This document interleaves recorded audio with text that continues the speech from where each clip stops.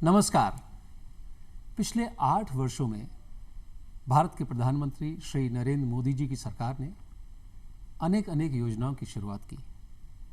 चाहे वो भारतवर्ष को वैश्विक शक्ति के तौर पर नई पहचान देना हो, या फिर कोरोना जैसी विकट महामारी के समय देश के कोने कोने तक टीकाकरण को लेकर पहुंचना हो, या फिर जमीनी स्तर पर जुड़ी हुई अन्य समस्याओं के निदान की बात हो। जमीनी स्तर की समस्याओं की अगर हम बात करें तो जमीन का गिरता हुआ जल स्तर एक बड़ी समस्या है, जिसके विषय में नीति आयोग की एक रिपोर्ट में लिखा गया है कि वर्ष 2030 तक भारत के लिए सबसे बड़ी समस्या होगी जमीन का गिरता हुआ जल स्तर। सरकार ने इस पर ध्यान देते हुए वर्ष 2019 में पूर्व प्रधानमंत्री स्वर्गीय अटल बिहारी वाजपेयी जी के जन्म दिवस पर अटल भूजल योजना की शुरुआत की।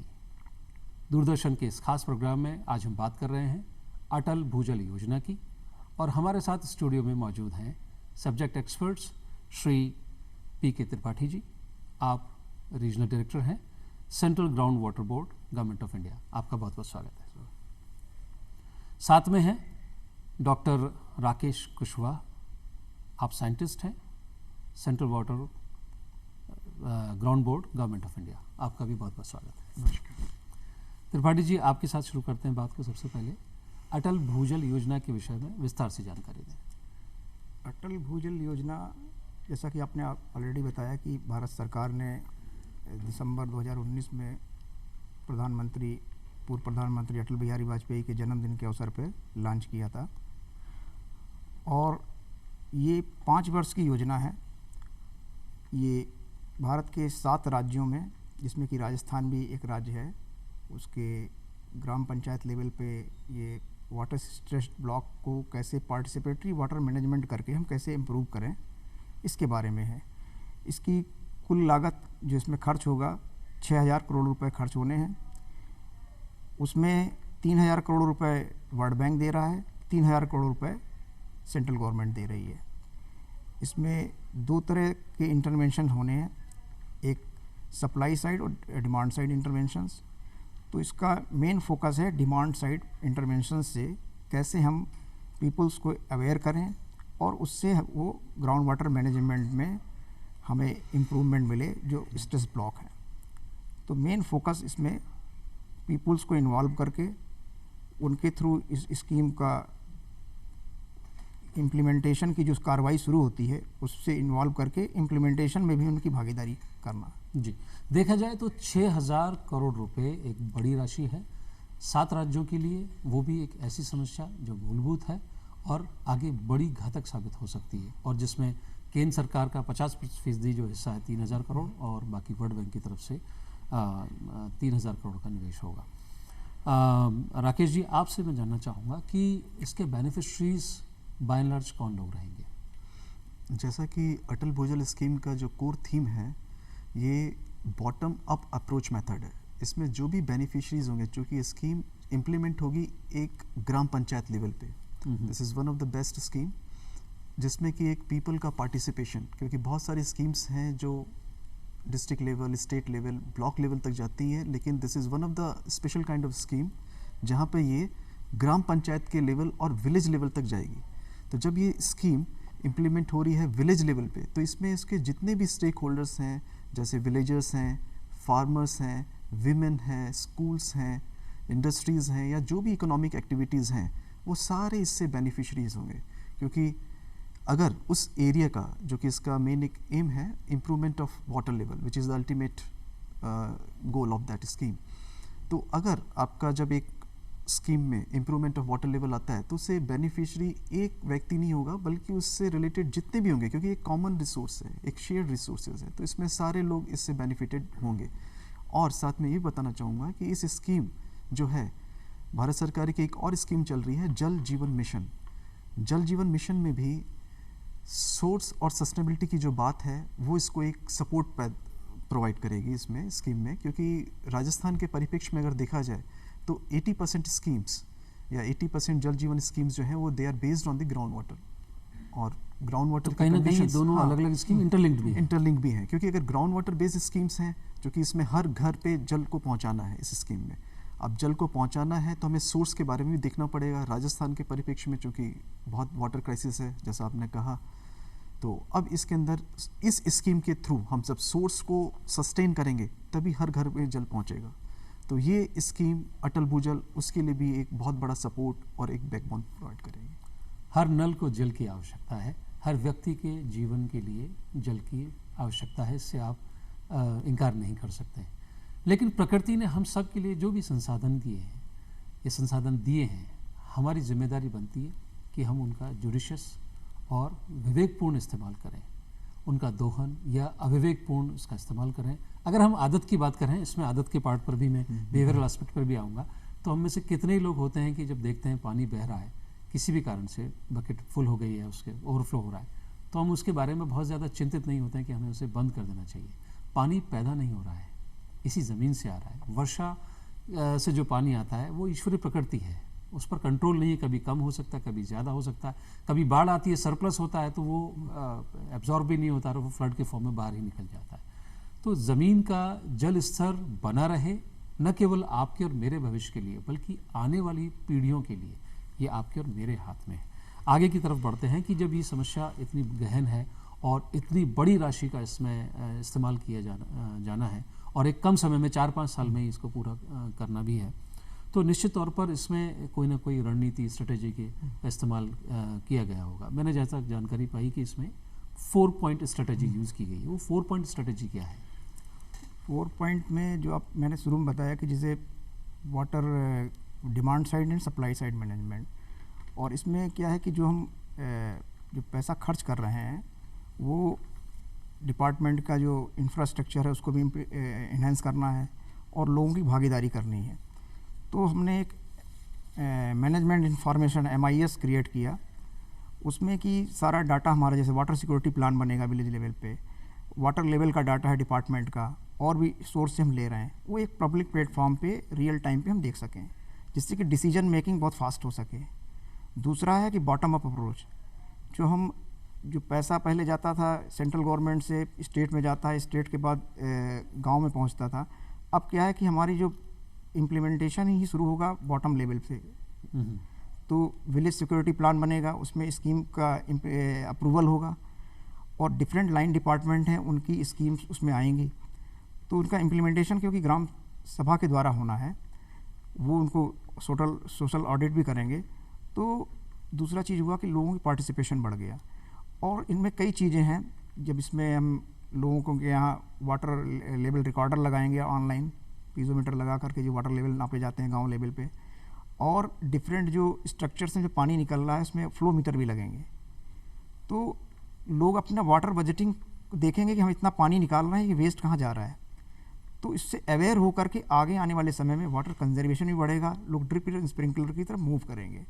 तो ये 2-3 चीज़ें हैं, 4 चीज़ें जो कि लोग इम्प्लीमेंट करेंगे आगे, और इसी के बेस पे प्रोग्राम आगे बढ़ेगा। तो जो MIS का जो प्लेटफॉर्म डेवलप किया जाएगा जिस पे रियल टाइम डेटा की उपलब्धता रहेगी, क्या वो आम व्यक्ति के लिए भी उसकी उपलब्धता रहेगी? उपलब्धता रहेगी। उसमें ऐसा है कि उसमें एडिट नहीं कर सकता है, लेकिन वो देख सकता है, और बाकी जो डिपार्टमेंट वाले अपना उसमें डाटा डालेंगे और वाटर सिक्योरिटी प्लान उसमें डाले जाएंगे, उसमें देख सकते हैं। सारे जन भागीदारी से ही होंगे।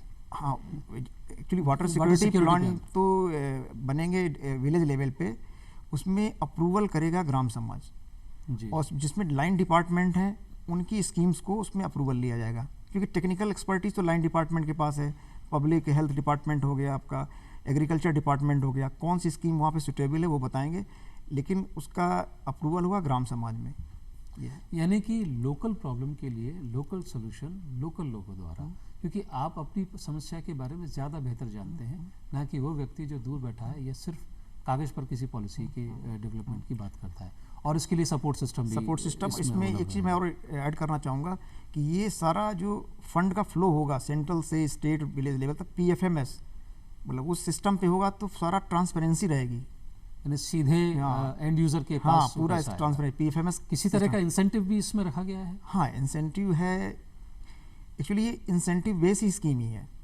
तो इसमें क्या है कि जैसे आपने वाटर सिक्योरिटी प्लान बना लिया और इसके बाद आपने अपने यहाँ जो डिफरेंट लाइन डिपार्टमेंट है उनके थ्रू स्कीम्स बनाई, तो तो जितना फास्ट आप आगे बढ़ेंगे उस हिसाब से आपको डिफरेंट स्कीम्स के लिए इंसेंटिव बेस ही आगे आपको बजट मिलेगा। यानी कि जैसे जैसे परफॉर्मेंस होगी उसी हिसाब से फंड को रिलीज किया जाएगा, ना कि एक साथ पूरा दे दिया। जैसे 7 स्टेट हैं, जो स्टेट इसमें ज़्यादा परफॉर्म करके अपना देगा उसको उतना जल्दी उसको अगला इंसेंटिव वाला बजट रिलीज हो जाएगा। जी, हम यहाँ जिक्र करना चाहेंगे उत्तर प्रदेश, हरियाणा, राजस्थान, मध्य प्रदेश, गुजरात, महाराष्ट्र और कर्नाटका। कुछ रहा तो नहीं? नहीं, यही ये 7 राज्यों में इस स्कीम को, जो डार्क जोन के फॉर्म में जिनको आइडेंटिफाई किया गया है, उन राज्यों के लिए ये स्कीम बनाई गई है। राकेश जी, आपके पास आता हूँ मैं। किसी भी पॉलिसी के प्रॉपर एग्जीक्यूशन के लिए एक इंस्टीट्यूशनल फ्रेमवर्क की आवश्यकता होती है। क्या इस पॉलिसी में भी किसी प्रकार का इंस्टीट्यूशनल फ्रेमवर्क बनाया गया है? बिल्कुल, क्योंकि ये एक इम्पॉर्टेंट स्कीम है, तो इसके लिए एक प्रॉपर क्योंकि अगर आपका इंस्टीट्यूशनल अगर स्ट्रेंथ नहीं होगी, अगर एक प्रॉपर इंफ्रास्ट्रक्चर नहीं होगा, तो हम डेफिनेटली जो सर्विसेज हैं वो आगे रूट लेवल तक प्रोवाइड नहीं कर पाएंगे। तो ये पूरी जो स्कीम है, अगर इंडिया के कॉन्टेक्स्ट में अगर देखा जाए तो ये जो स्कीम है 6000 करोड़, उसमें से 1400 करोड़ जो अलोकेटेड हैं वो एज ए इंस्टीट्यूशनल स्ट्रेंथनिंग और कैपेसिटी बिल्डिंग के लिए हैं। अगर हम इसमें से देखें तो जो राजस्थान का जो पार्ट है, जो यहाँ पे स्कीम 2 पार्ट में डिवाइडेड है, इन्वेस्टमेंट कंपोनेंट और एक आता है इंसेंटिव कंपोनेंट। तो पूरे राजस्थान के लिए करीब 1189 करोड़ की स्कीम सैंक्शन है। Out of this 1189 crore 164 crore जो है वो इंस्टीट्यूशनल स्ट्रेंथनिंग और कैपेसिटी बिल्डिंग के लिए एलोकेटेड हैं, और रिमेनिंग 1024 करोड़ जो रुपए हैं वो आपके इंसेंटिव कंपोनेंट्स हैं। तो इंस्टीट्यूशनल स्ट्रेंथनिंग, इसके अंदर भी फर्दर जो है इसको हम लोगों ने 3 और 4 भागों में इसको जो मेन डिवाइड किया है, जिसमें कुछ वर्क्स होंगे, कुछ प्रोक्योरमेंट होगा और कुछ इसमें हायरिंग ऑफ सर्विसेज हैं, जैसे कि आपका इस्टेब्लिशमेंट ऑफ लेबोरेटरीज हैं, GIS हैं, आपके डेटा सेंटर्स जो कि ग्राम पंचायत लेवल पे इस्टेब्लिश होंगे वो हैं। इसके अलावा हायरिंग ऑफ जो सब्जेक्ट हैं डोमेन एक्सपर्ट्स हैं, जैसे इसके अंदर एक है engagement of district implementation partners, DIPs। तो ये वही लोग हैं, NGOs, जो कि रूट लेवल पे जाके ग्राम पंचायत के स्तर पे काम करेंगे और लोगों को मोबिलाइज करेंगे, सेंसिटाइज करेंगे, उनकी कैपेसिटी बिल्डिंग करेंगे। तो इनमें सब्जेक्ट एक्सपर्ट्स, डोमेन, तो इनकी सर्विसेज को हायर करना। DPMU जो डिस्ट्रिक्ट प्रोजेक्ट मैनेजमेंट यूनिट्स हैं, उसमें जो टेक्निकल स्टाफ्स हैं उनको हायर करना। आपके सारे data centres, GIS labs, computer, peripherals, ये सारा खर्चा इसमें होगा। इसके अलावा प्रोक्योरमेंट्स, जैसा कि RD सर ने बताया कि इसमें बहुत सारे और भी मॉनिटरिंग वाला पार्ट भी इन्वॉल्व है। तो इसके अंदर करीब करीब हम लोग राजस्थान में 760 पीजोमीटर्स कंस्ट्रक्शंस करने जा रहे हैं। उस 760 में से करीब 250 हम लोगों ने पीजोमीटर कंस्ट्रक्ट भी कर लिए हैं। और इस पीजोमीटर जब कंस्ट्रक्ट होंगे तो ये एक उसका वर्क का पार्ट हो गया। और इसके अलावा हमारे पास में और भी हैं, जैसे कि प्रोक्योरमेंट में आया वाटर लेवल मॉनिटरिंग इंस्ट्रूमेंट्स को परचेज करना, रेन गैस मॉनिटरिंग स्टेशंस को परचेज करना, इसके अलावा वाटर क्वालिटी किट्स को परचेज करना। तो ये सारे कंपोनेंट्स उसके पार्ट्स हैं। तो ये सब मिला के, और फिर इसके बाद जो एक और पार्ट आता है आपका कैपेसिटी बिल्डिंग, जो IEC एक्टिविटीज़ में आएगा। लोगों को सेंसिटाइज करना through audio, visuals, hoarding, flexes, और ट्रेनिंग्स पार्ट इम्पार्टेड करना, लाइन डिपार्टमेंट्स को ट्रेनिंग देना, ग्राम पंचायत को ट्रेनिंग देना, ब्लॉक लेवल पे। तो ये सारे काम इस इंस्टीट्यूशनल स्ट्रेंथनिंग और कैपेसिटी बिल्डिंग में आएंगे। वंडरफुल। यानी कि पूरी तरह एक वैज्ञानिक दृष्टिकोण को विकसित करते हुए और चरणबद्ध तरीके से और पूरे टेक्निकल सपोर्ट के साथ में स्कीम को लेके आगे बढ़ा गया, ना कि घोषणा कर दी गई और फिर कुछ फंड एलोकेट कर दिए, फिर उसका प्रॉपर यूज़ हो रहा है या नहीं हो रहा है, या आउटकम जैसा आपने कहा कि भाई इम्प्लीमेंटेशन बेस्ड है, आपने इतना कर लिया तो आगे का पैसा आपको रिलीज। मैं इसमें एक चीज़ और ऐड करूँगा शर्मा जी, कि जैसा सामने ही बताया कि जो इंसेंटिव कंपोनेंट वाला जो पार्ट है, इसमें हम लोग के पास में DLIs फिक्स हैं, जो कि एक रिजल्ट फ्रेमवर्क की बात करते हैं, क्योंकि जब पूरा एक फ्रेमवर्क बनता है तो उसमें रिजल्ट ओरिएंटेड है। क्योंकि इस स्कीम की एक खासियत है P for R, programme for result, मतलब जो बेस्ड है। इसमें जितना आप अचीवमेंट करेंगे उतने हिसाब से आपको डिसबर्समेंट होगा, या आपको परफॉर्मेंस बेस्ड है, इसलिए इसको इंसेंटिव बेस्ड, इसलिए इंसेंटिव बेस्ड है। अब इसमें उन्होंने फिक्स इंडिकेटर्स बना ले। अगर आपने कुछ ग्राउंड वाटर डेटा से रिलेटेड रिपोर्ट्स हैं, मतलब ये DLI 1, DLI 2, DLI 3, 4, 5 इस तरह के इंडिकेटर्स हैं। पहला इंडिकेटर जो ये बताता है हमें कि अगर आपने जितने हमारे ग्राउंड वाटर डेटा से रिलेटेड रिपोर्ट्स हैं, हाइड्रोलॉजिकल है, वाटर लेवल है, वाटर क्वालिटी, अगर उस ब्लॉक की या उस ग्राम पंचायत की आपने उसको लेके डिस्क्लोज कर दिया तो आपको एक पार्ट डिसबर्स होगा। ऐसे ही अगर आपने वाटर सिक्योरिटीज प्लान को प्रिपेयर कर लिया तब आपको उसका पार्ट रिलीज होगा। तो ये सारे इंडिकेटर्स हैं। अगर आपने वाटर प्रैक्टिस अडॉप्ट की है वाटर यूज़ एफिशिएंसी की उस एरिया में, देन आपको रिलीज होगा। इसी तरह से अगर लास्ट वाला जो पार्ट है आपका इम्प्रूवमेंट ऑफ वाटर लेवल, तब आपको रिलीज होगा। तो ये सारे इंडिकेटर्स हैं जिसके बेसिस पे ये सारे फंड्स रिलीज होंगे। Tripathi ji, thank you sir, बहुत वाइटल इन्फॉर्मेशन दी और आपने डिटेलिंग के साथ बताया कि किस तरह से इसका एक फ्रेमवर्क तैयार किया गया और उसकी प्रॉपर मॉनिटरिंग भी होगी। प्रोजेक्ट इम्प्लीमेंटेशन सबसे बड़ी समस्या होती है, क्योंकि अच्छी रणनीति, अच्छी नीतियाँ तो बन जाती हैं कागज़ों में, लेकिन जब तक एग्जीक्यूशन प्रॉपर नहीं होगा कोई भी काम सफल नहीं हो सकता है। तो इसका प्रोजेक्ट का इम्प्लीमेंटेशन किस किस तरह से, किन किन चरणों में है, किस प्रकार से होगा? प्रोजेक्ट जो जैसे आप जानते हैं कि नेशनल लेवल से इसको लॉन्च किया गया था और बॉटम अप अप्रोच है।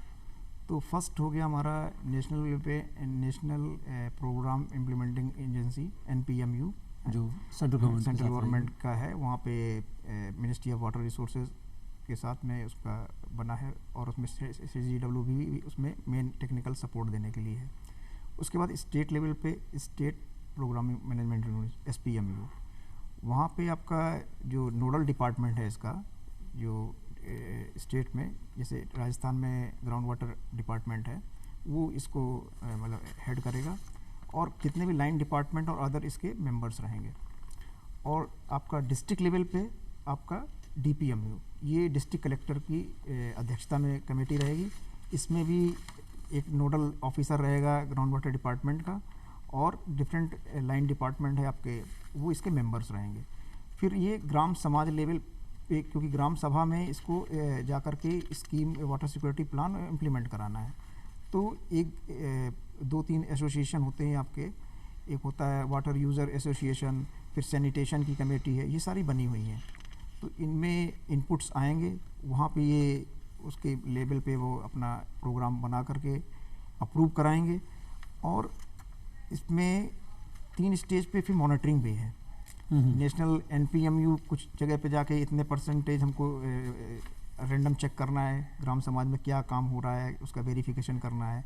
फिर SPMU भी देखेगी रैंडमली, और डिस्ट्रिक्ट लेवल पे जो कमेटी है वो भी चेक करेगी। तो इस तरह पे 3 टायर सिस्टम है और पूरा इसमें दिया गया है कि इस लेवल से इसको इम्प्लीमेंट करना है। जी, जब भी लोगों के साथ डील करने की बात आती है तो एक सबसे बड़ी लिमिटेशन होती है लोगों का बिहेवियर। ख़ास तौर से जब भी कोई नई चीज़ आती है तो हम वही करते हैं जो हमारी पुरानी आदतें होती हैं, और ट्रेनिंग एक ऐसा टूल है जिसके बदले हम लोगों के व्यवहार में परिवर्तन ला सकते हैं। वाटर कंजर्वेशन की बात हो, प्रिजर्वेशन की बात हो, या फिर contributing to enhance the ground water level की बात हो, training is the most part of the whole process. Coming to Rakesh ji, your take on that. देखिए, इस स्कीम का जो एक मेन थीम है, वो मेन थीम यही है कम्युनिटी पार्टिसिपेशन और चेंज इन बिहेवियर। गवर्नमेंट की बहुत सारी स्कीम्स आती हैं, लेकिन वो सारी स्कीम्स अगर आप देखें तो जितना हमें उनसे एक्सपेक्टेड बेनिफिट हैं, उतने एक्सपेक्टेड बेनिफिट हमें उतने मिल नहीं पाते। क्यों? क्योंकि लोगों का उनके साथ में एक जुड़ाव, वो चीज़ नहीं होता। अभी आपने कुछ समय पहले थोड़ा सा कहा था कि बिहेवियरल चेंज, अगर आदमी को सुबह ये आदत पड़ी हुई है कि मुझे सुबह उठा के इस पानी को बासी हो गया इसको फेंक के एक फ्रेश चेंज करना है, तो इट विल टेक टाइम आपको उसको पूरा चेंज कराने में, उसके बिहेवियर, क्योंकि उसके बचपन से लेके अभी तक पूरी आदत वो चीज़ हो चुकी है। तो बिहेवियरल चेंज करना वो इस अटल भूजल स्कीम का एक मेन एम है। अब आप ग्राउंड वाटर की बात करें अगर हम लोग, तो ग्राउंड वाटर एक ऐसा इनविजिबल रिसोर्स है, जब कोई चीज़ आपको दिख ही नहीं रही है तो आप उसको मैनेज करना भी अपना एक बड़े कॉम्प्लेक्स चीज़ है। हम स्कीम्स बना दें लेकिन समझा नहीं पाए, तो जो कि माननीय प्रधानमंत्री जी का एक ये भी है कि डिमिस्टिफिकेशन ऑफ साइंस। आप अगर गांव में पहुंचते हैं तो साइंस को सरलीकरण करके सरल भाषा में लोगों को समझा पाए, उनकी आदतों को चेंज कर पाए, इससे उनके बिहेवियर में चीज़, मतलब एक मानसिकता उनके आगे मुझे पानी बचाना है, आप उनको किस तरीके से समझा सकते हैं।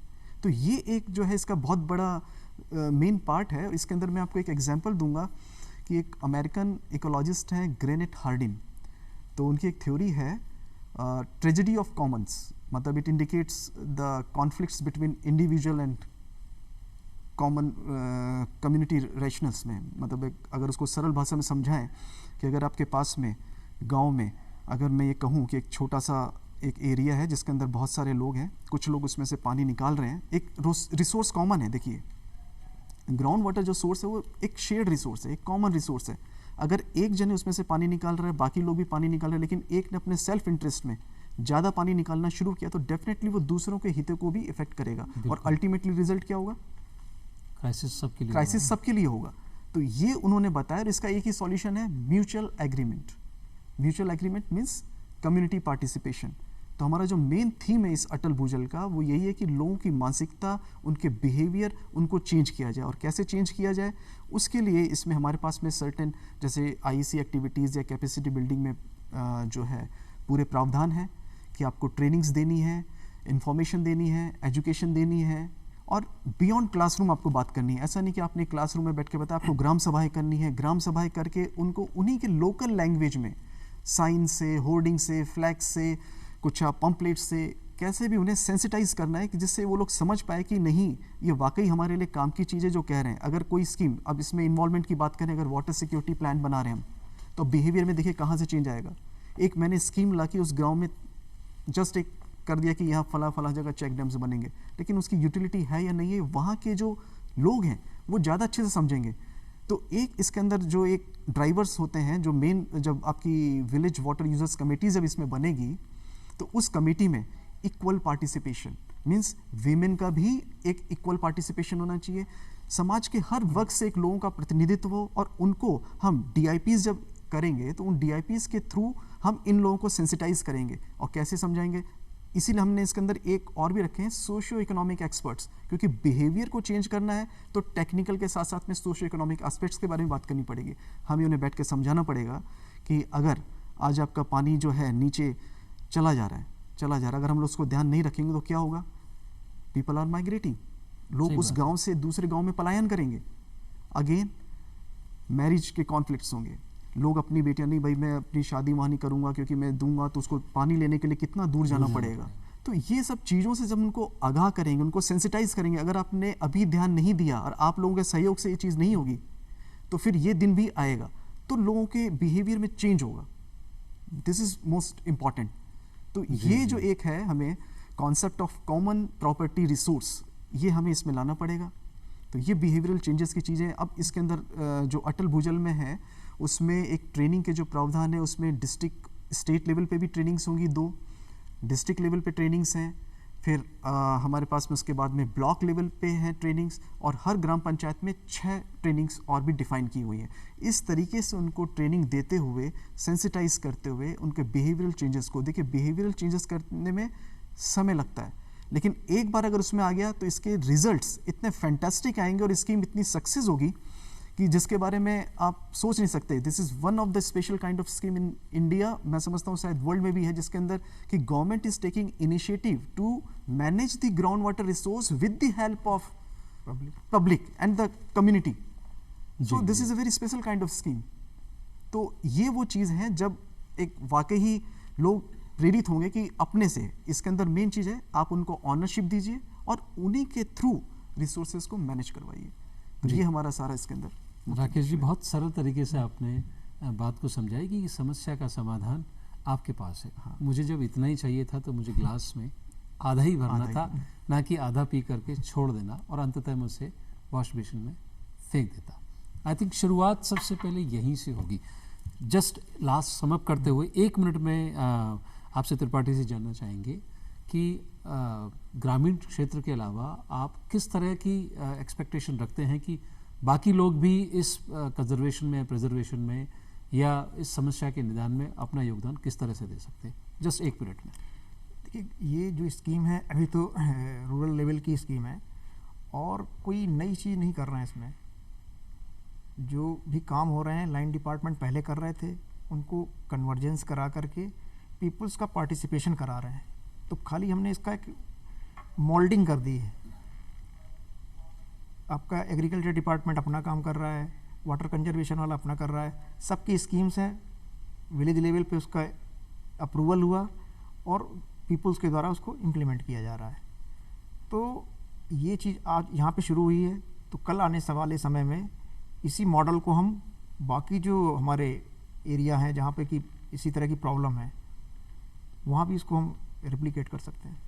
जी, और अंत में राकेश जी आपसे किस प्रकार की टारगेट या टारगेट वैल्यूज़ या बेस लाइन इस प्रोजेक्ट में रखी गई है? बेस वैल्यूज़ और टारगेट्स, जैसा कि मैंने आपको बीच में बताया था कि हमारे इसमें जो टारगेट्स हैं, रिजल्ट्स हैं, वो डिसबर्समेंट लिंक इंडिकेटर से फिक्स हैं।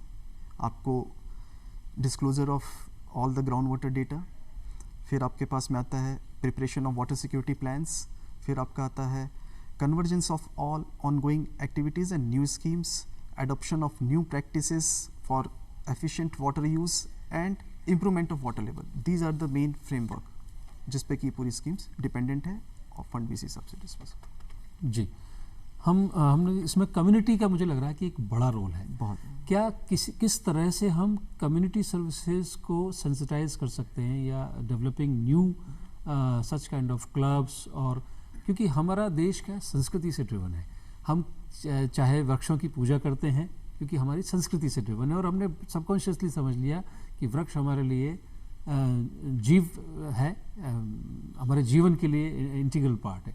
तो पानी की समस्या को हमारे संस्कृति में बच्चे के जन्म पर कुआं पूजन यानी कि जल के प्रति सम्मान की बात है। मॉडर्न टाइम में हम किस प्रकार से लोगों को सेंसिटाइज कर सकते हैं, अवेकन कर सकते हैं? मॉडर्न टाइम में अगर आप देखें तो हमें जो इस वक्त में अगर सबसे ज़्यादा ध्यान देना चाहिए, रिचार्ज या इम्प्रूवमेंट तो है ही है, हमें इस वक्त में सबसे ज़्यादा ध्यान देना चाहिए use of grey water, recycle और रीयूज़ का। क्योंकि आप देखें कि बहुत सारी कंट्रीज़ हमारे पास में ऐसी हैं जिनके पास में कोई भी वाटर सोर्सेज नहीं, but still they are there. क्यों? Because of use of grey water. तो हमें कम्युनिटी को बताना पड़ेगा कि अब वो समय आ गया है कि पानी एक पैदा नहीं हो सकता, लेकिन आप उसको रिसाइकिल और रीयूज़ के जरिए जनरेट कर सकते हैं और यूज़ कर सकते हैं और सेव कर सकते हैं। जी, चलते चलते त्रिपाठी जी, पब्लिक के लिए क्या संदेश है? पब्लिक के लिए तो यही संदेश है कि जैसे ये अटल जल स्कीम है, तो सब मिलजुल करके सब, क्योंकि ग्राउंड वाटर का एवरीबॉडी इज स्टेक होल्डर, तो सबको मिल के प्रयास करना है, तभी इसमें सफलता मिलेगी। जी, कम शब्दों में लेकिन सटीक बात आपने कही है, और मुझे लगता है कि ये वो जिम्मेदारी है जो कलेक्टिव आपकी और मेरी सभी की है। सरकार एक पॉलिसी फ्रेमवर्क बना सकती है, फंडिंग अरेंज कर सकती है, लेकिन अंततः उसकी इफेक्टिवनेस आप और मैं ही तय करेंगे with the help of behavioural changes. I think मुझे लगता है इसमें कीवर्ड सबसे इम्पॉर्टेंट ये है कि हम बिहेवियरल चेंजेस कर लेंगे तो समस्या जो इतनी बड़ी विकट समस्या है, जिसके ऊपर ये भी कहा गया है कि अगला वर्ल्ड वॉर पानी की समस्या को लेकर के होगा, तो अभी भी वक्त है, हम समय रहते हुए जाग जाएं और अपनी राष्ट्र के प्रति, समाज के प्रति और खुद के प्रति महत्वपूर्ण जिम्मेदारी को समझते हुए बहुत विवेकपूर्ण तरीके से जल का उपयोग करें, या जो भी दूसरे नेचुरल रिसोर्सेज हैं उन्हें जुडिशियसली यूज़ करें। आप दोनों ने समय निकाला, स्टूडियो में आए और वाइटल इन्फॉर्मेशन, सटीक इन्फॉर्मेशन हमारे दर्शकों के लिए साझा की।